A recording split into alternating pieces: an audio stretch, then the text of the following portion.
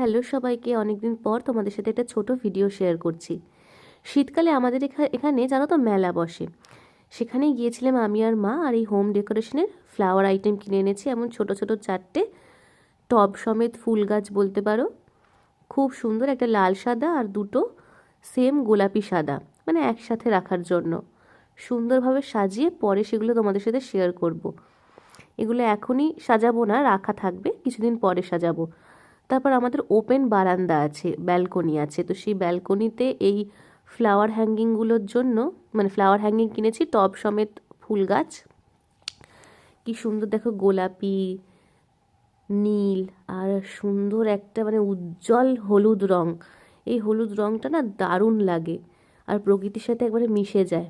তারপর যেটা না কিনলেই নয়, এই কিছু সার্ভিং প্লেটস, ডিশ আর এই স্পুন কম্বোটা। তো তোমাদের কেমন লাগলো অবশ্যই জানিও।